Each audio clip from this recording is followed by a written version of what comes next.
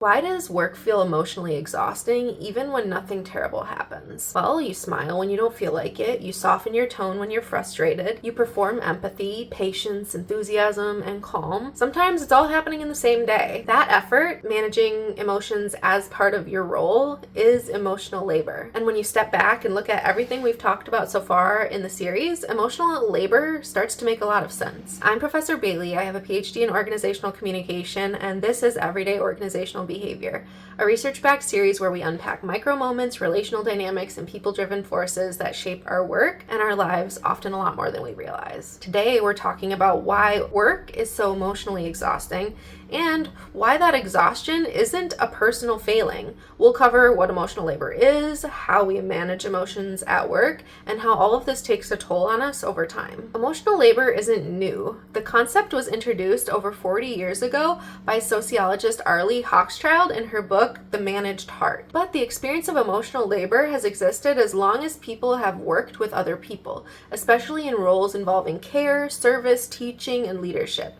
And disproportionately, the burden has been carried by women. At its core, emotional labor is managing emotions to meet the expectations of a role. And that includes how you're expected to sound, what you're allowed to show on your face, which emotions are considered appropriate. It's not just having emotions at work, it's regulating them for someone else. Researchers Ashforth and Humphrey later argued that emotional labor is shaped by display rules, the often unspoken expectations about which emotions should be shown, hidden, or softened at work. These rules tell us when to smile and when to stay natural and when to suppress what we're actually feeling and when to express it. Hochschild warned that when organizations begin to use emotions for commercial or institutional goals, something deeper can happen. People can lose touch with what they actually feel and feel their identities are being managed for them. And over time, that's exhausting. Researchers Grandy and Gabriel later proposed a model showing that emotional labor is shaped by both who we are,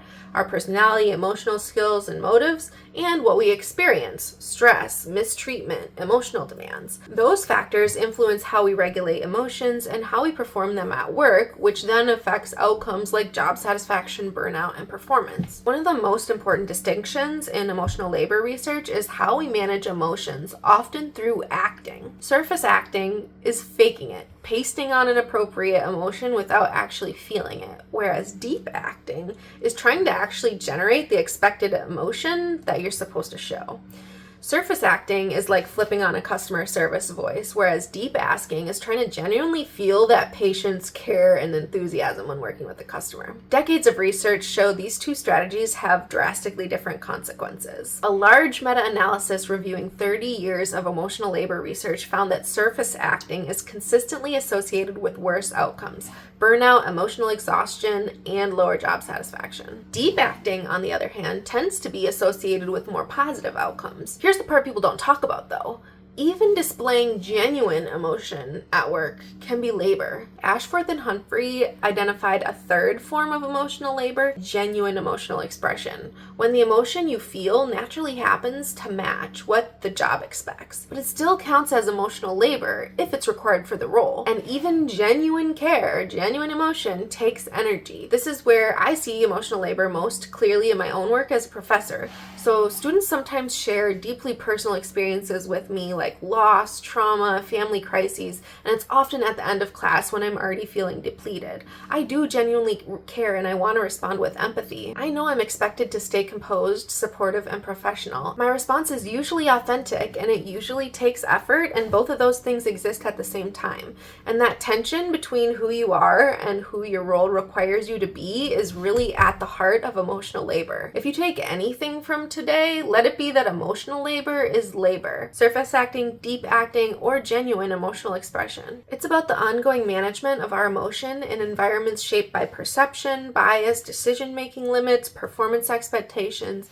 When you put it all together, it becomes clearer why work can feel so draining, even when we love what we do, even when we're good at it, even when nothing bad happens. Our emotional exhaustion isn't weakness, it's often the cumulative cost of navigating human systems, and that's exactly what organizational behavior helps us understand.